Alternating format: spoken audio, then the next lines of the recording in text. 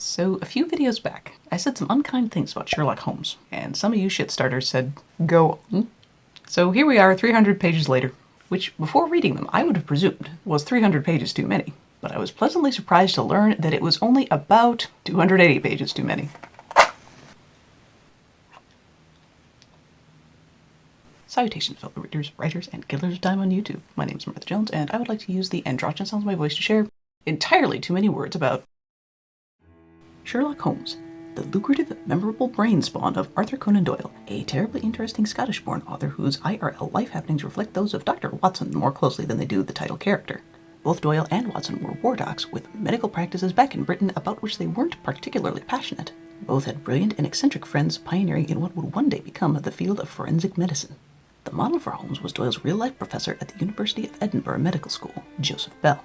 So accurate was Doyle's portrait of Joseph Bell that when fellow Scotsman and writer of classics Robert Louis Stevenson saw the portrait in a gossamer thin Holmes disguise, he wrote to Doyle and more or less said, "Ha, I know that guy."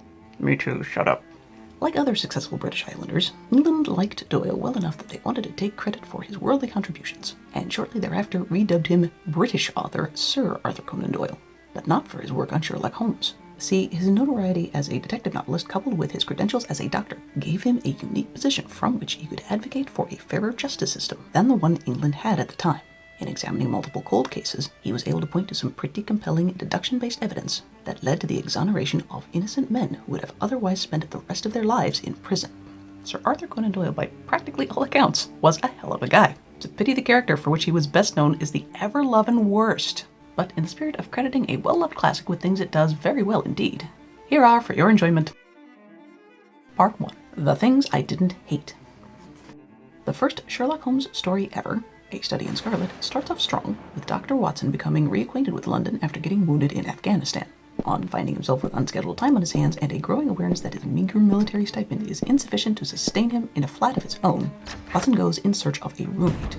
Sherlock, the acquaintance of an old friend, also happens to be in search of a roommate, and the way he's first brought up in conversation actually sets the tone for what to expect from Holmes really well.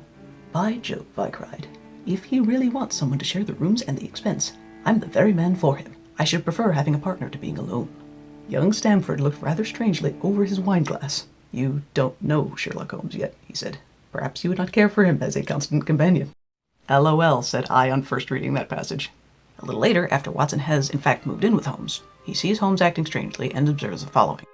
Nothing could exceed his energy when a working fit was upon him, but now and again a reaction would seize him, and for days on end he would lie upon the sofa in the sitting room, hardly uttering a word or moving a muscle from morning to night.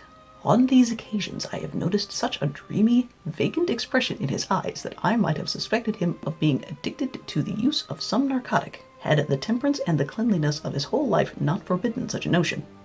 No, trust your instincts, Doctor. You know an addict when you see one. That whole thinking the best of people nonsense is not pertinent to your survival. You're a combat doctor, you ought to know that. Later in the next book, The Sign of Four, Watson grows bold enough to confront Holmes about his addiction, and actually helps bookend the story in one of the first and last human moments we get from Holmes. "And so another case ends. The police have their murderer, and I have the love of my life. What do you have, Holmes?" "Cocaine!" Also an LOL for me, because other people's pain is always funny, I guess. Later still, when Holmes' stories become mercifully shorter, we get A Scandal in Bohemia, which, okay, if Scandal in Bohemia was the only Sherlock Holmes story I had read in my life, I would die thinking I liked Sherlock Holmes, because his interactions with Irene Adler are great. He's still a pompous jerk and all, but by the end of the story, Miss Adler gets the best of him, and he comes to see her as an equal, which is huge. Sherlock Holmes doesn't see people as an equal. He doesn't even see Watson as his equal.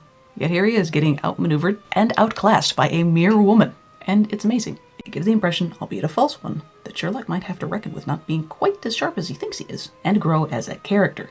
Anyway, back to Study in Scarlet for a minute. It is unique in that it is the only Holmes story I read in which Watson shows skepticism for Holmes' methods. Puerile as such an exercise might seem, it sharpens the faculties of observation, and teaches one where to look and what to look for. By a man's fingernails, by his coat sleeve, by his boots, by his trouser knees, the callosities of his finger and thumb, by his expression, by his shirt cuffs. By each of these things a man's calling is plainly revealed. That all united should fail to enlighten the competent inquirer in any case is almost inconceivable. "What ineffable twaddle!" I cried, slapping the magazine down on the table. And it is my opinion that Holmes could use about 3,000% more of that. After this first adventure, no such skepticism exists in the head of Watson, and he becomes yet another Londoner kissing Holmes's bony antisocial ass. That he don't need from anybody. One of my favorite quotes came from a man with the very expensive name of Aaron Sorkin, who is credited with having once recommended, "If you're dumb, surround yourself with smart people. And if you're smart, surround yourself with smart people who disagree with you." Holmes doesn't need another ass kisser. Holmes needs another ass kisser like he needs a hole in the nose. What he really needs is peer review. And because he doesn't get it, he is rarely challenged to grow, and almost always falls flat as a character. But while we are here, let us segue as gracefully as possible into Part 2, Holmes and Watson as teaching tools. As crap as I personally find Sherlock Holmes to be, stories featuring Watson and him are incredibly handy for side-by-side comparisons of what fiction writer and Nobel Prize nominee E.M. Forster once described as round versus flat characters. Broadly speaking, flat characters are a caricature. They do one or two things really well, but their ability to grow/change is limited because they never feel terribly real to us and are incapable of surprising us in meaningful ways. They don't necessarily get an in-depth backstory, and we don't necessarily care about their future beyond the part they play in their fictional adventures, because the writer never leads us to believe that they have a life outside the fictional books in which they reside. Round characters, on the other hand, do tend to have a backstory. They have lots of virtues, lots of flaws, and lots of reasons for doing what they do. So, because they seem way more like real people, with real free will driving their words and deeds, they can grow and develop to the point where you as the reader can picture the life they might lead when they're not actively engaged in a fictional adventure.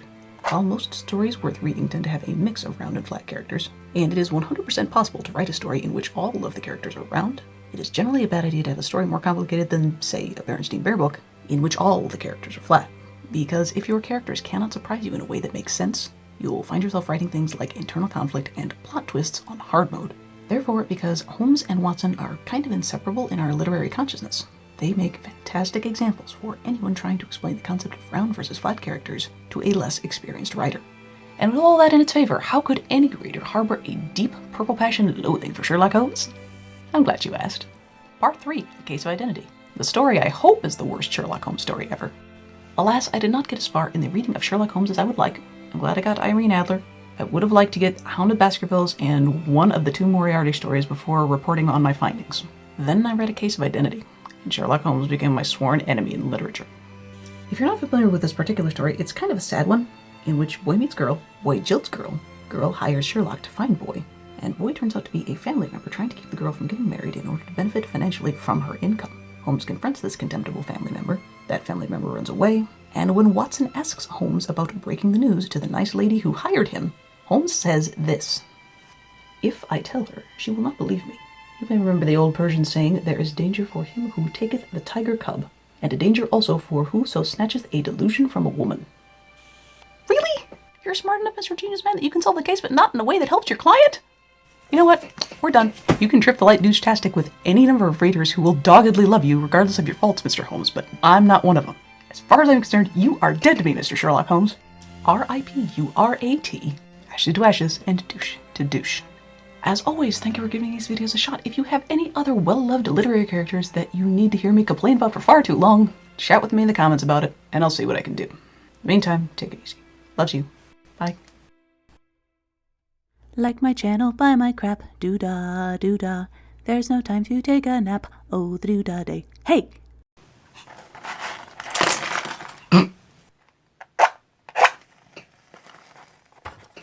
Smokers, how do you do this? I bought a pipe for this occasion. The smoke doesn't even show up.